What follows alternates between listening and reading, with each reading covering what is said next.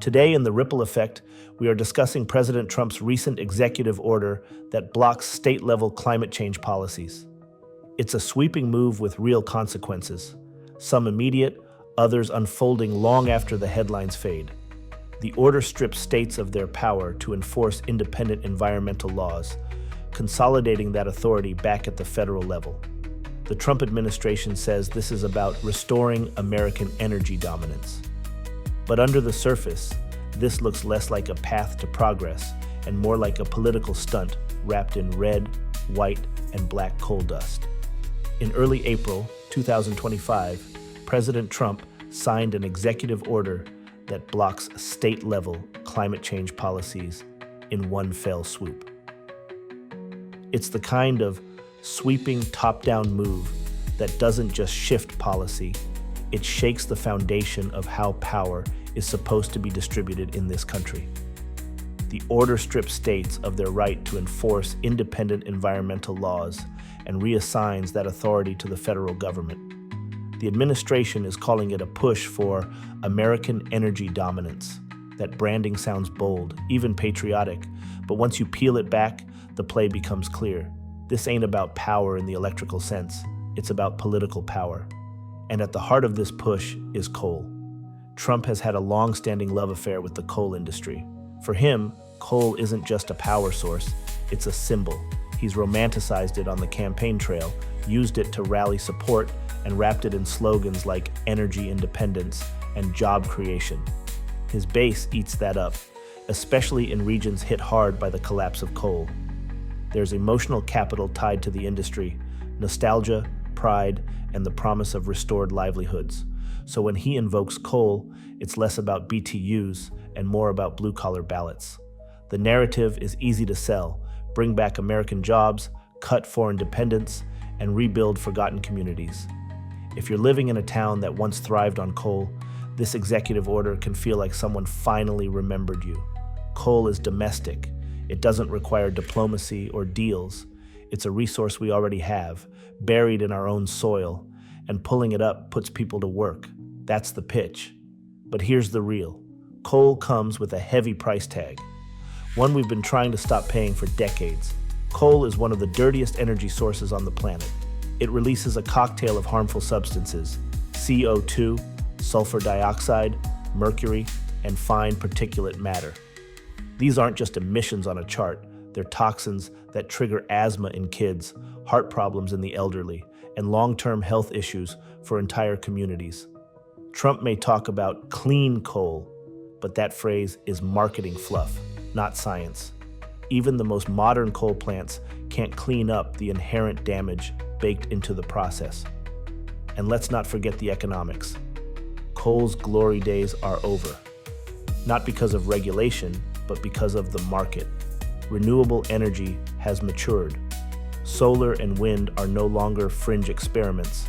They're thriving industries that often beat coal on price per kilowatt hour. Add to that the flexibility, scalability, and low maintenance costs of renewables, and suddenly coal looks less like a comeback story and more like a stubborn refusal to evolve. Nuclear energy, controversial as it is, still offers a carbon-neutral baseload option. And hydroelectric? That's another solid alternative, where geography allows. No energy solution is perfect, but when weighed against coal's environmental and economic baggage, these options look like common sense. The grid doesn't need nostalgia. It needs efficiency, sustainability, and forward-thinking investment. So then, why the push for coal? Why burn political capital on a resource that's being phased out around the world? Simple. It's not about energy. It's about identity. Coal is a cultural touchstone for Trump's political strategy. It taps into the heartland, the Rust Belt, the places where decline was blamed on liberal elites and globalism. This executive order isn't about lights staying on. It's about headlines, sound bites, and winning key states with three-word slogans and black smudges on hard hats. But there's something deeper and more dangerous happening here: the erosion of state autonomy. This move doesn't just undercut environmental goals, it sets a precedent that the federal government can nullify state action on climate, public health, or any issue it sees fit. That's a slippery slope. States have long served as testing grounds for innovative policy. Some succeed, some fail, but the experimentation is part of the balance. Taking that away flattens the conversation and centralizes power in a way that benefits very few, very temporarily. And if you're a parent, this isn't abstract. It's your kid's future on the chopping block, because the effects of climate inaction aren't 20 or 30 years away anymore. We're already seeing it. Wildfires, floods, droughts, superstorms. These aren't coincidences. They're warnings, and ignoring them to score political points today means passing the fallout to the next generation with no safety net. Let's not pretend this is about jobs either. If we really cared about the working class, we'd be investing in transition programs, getting coal workers trained and placed in renewable energy jobs that are growing fast and paying well.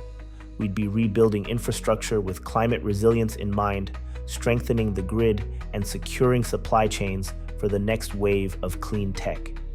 That's the version of energy independence that actually builds a future. But instead, we're doubling down on outdated systems, passing off short-term wins as long-term strategy. This is a rerun, one where the ending doesn't change no matter how many times you rewatch it. The coal industry doesn't just struggle because of regulation. It struggles because it's being outperformed, and clinging to it only delays the inevitable while deepening the damage. So here we are, once again, playing tug of war with the future. We're choosing nostalgia over innovation, politics over science, power over principle, and if we're not careful, we'll wake up in a world where the decisions we made to protect American jobs actually endangered American lives and the planet that sustains them.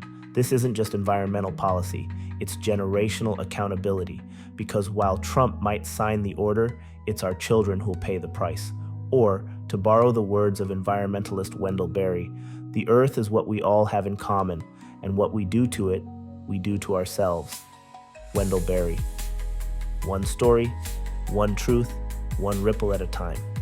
This is The Ripple Effect, powered by the Truth Project.